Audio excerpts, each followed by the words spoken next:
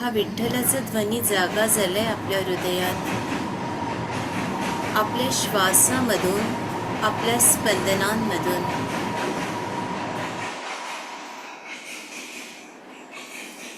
हरे कृष्ण कृष्ण कृष्ण हरे हरे, हरे राम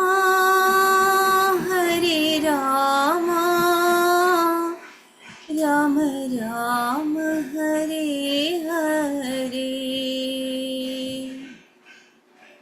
हरे कृष्ण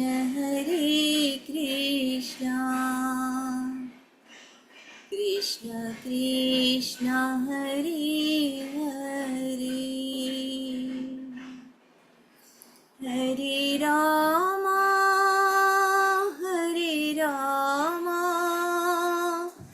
राम राम हरे हरे, हरे कृष्ण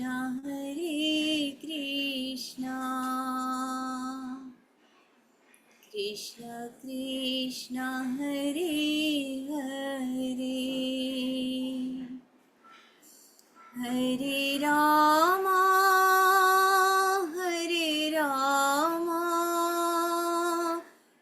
राम राम हरे हरे,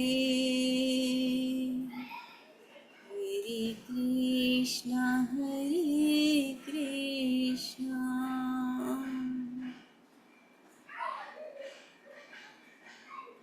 रुक्माईची कृपा आपल्यावर झाली आहे. या क्षणी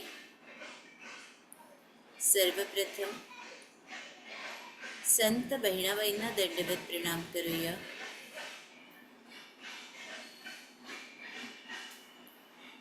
संत तुकाराम महाराजांना दंडवत प्रणाम.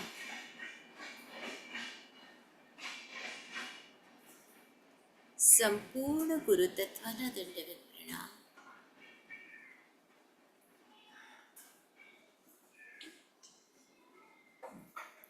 आणि विठ्ठल रखुमाईला दंडवत प्रणाम. आपल्या ब्रह्मरंध्रावर जी स्पंदनं निर्माण झाली आहेत मास्टर्स, त्याला महसूस करा. या क्षणी सगळ्यांना जडपणा वाटेल.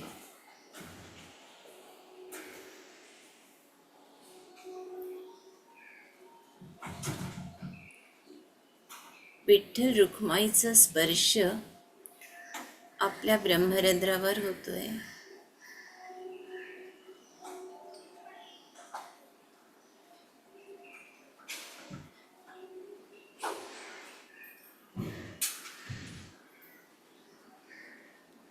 त्यांच्या चरणावर आपल्या ओंजळीत जी फुलं आहेत ती घाला आणि उजव्या पायाच्या अंगठ्यावर आपलं ब्रह्मरंध्र ठेवा.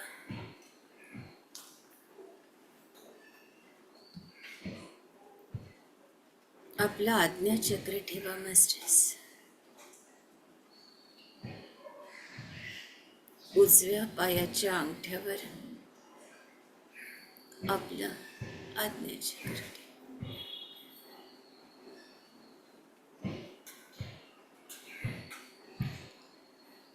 दोन्ही हात आपल्या सहस्रारावर.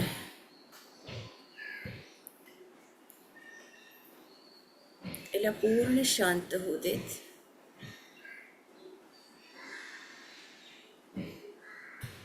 आता हृदयावर ऊर्जेला स्थिर करा आणि हात आता डोळ्यांवर. 5 4 3 2 1 0. मास्टर्स, इतकी ऊर्जा वाढली होती आज की बोलणं सुचत नव्हतं.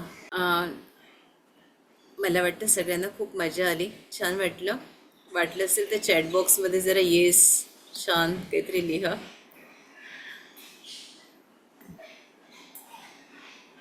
ताई मी बोलू का?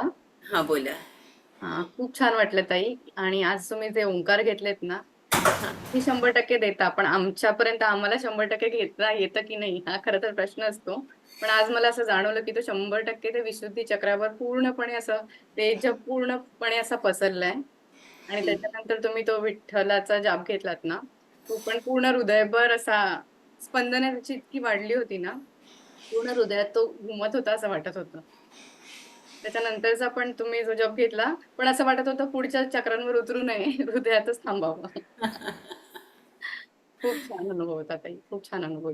Thank you. आपल्या सगळ्यांचं स्वागत आहे. धनश्री ताईंशी आपल्याला जर बोलायचं असेल, संवाद साधायचा असेल, धनश्री ताई आहेत ना इथे? बापरे, सुजाता ताईंनी खूप सारे हार्ट्स पाठवले आहेत मला.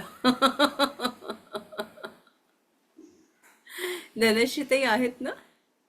ताई जरा आपला व्हिडिओ ऑडिओ सुरू करा प्लीज. मला बोलायचं असेल तर कृपा करून हँड रेज करा. ध्यानाविषयी न बोलता ताईंच्या माहितीविषयी जी त्यांनी दिली त्याच्याविषयी आपण बोलू शकता. ते मी म्यूट करते. नमस्ते ताई, आत्मवंदन.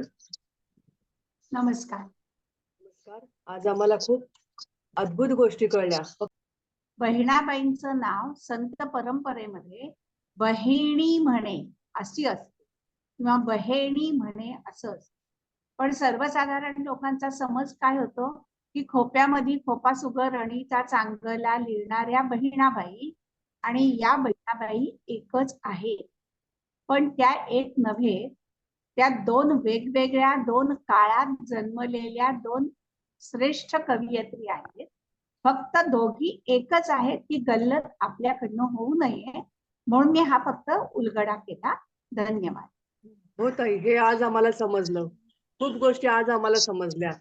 त्यांना जन्म आठवले म्हणजे ध्यानामधून त्यांची केवढी प्रगती, आणि आम्हाला ध्यानामध्ये आमची प्रगती होईल. होईल होईल नक्की होईल.